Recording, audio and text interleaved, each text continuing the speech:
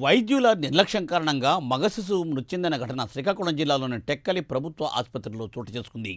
Delivery కోసం పడ్డ శ్రావణి ఆసుపత్రిలో చేరింది. అర్ధరాత్రి శ్రావణికి నొప్పులు వచ్చాయి. ఆ సమయంలో కాన్పు చేసేందుకు వైద్యులు అందుబాటులో లేరు. దీంతో శ్రావణి మృత శిశువుకు జన్మనిచ్చింది. వైద్యుల నిర్లక్ష్యం వల్లే శిశువు మృతి చెందిందని బాధిత మహిళ కుటుంబ సభ్యులు ఆరోపిస్తున్నారు. వెంటనే ఆసుపత్రిలో వైద్యులపై చర్యలు తీసుకోవాలని వారు డిమాండ్ చేస్తున్నారు.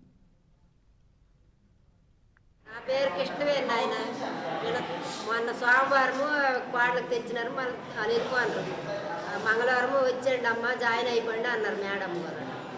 నిన్న తెచ్చినారు. నేను మా ఊరు నుంచి వచ్చినాను. అందరూ గోకర్ల పెళ్ళి, గల్లూరు దగ్గర గోకర్ల పెళ్ళి, శ్వాసపల్లి, శ్రావణమ్మ మా ఊరు కైజాల తెచ్చినారు. మేడం గారు నిన్న డెలివరీ కేసులో 12 వరకు చూడలేదు. ఆ తర్వాత అన్ని రాసినారు. ఆ ఊరు సొంటూరు ఆశ వర్కర్ కూడా వచ్చింది, జాయిన్ చేసుకోండి. అన్ని సంతకాలే పెట్టినాం. పెట్టిన తర్వాత నొప్పులు వస్తాయమ్మా, నార్మల్ డెలివరీ అయిపోతాయి అనుకొని అన్నారు.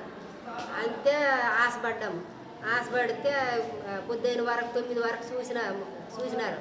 మేడమ్మ ఎప్పుడు సాయంకాలంగా నిలిపింది. రాత్రి నర్సులు 2 వచ్చినారు.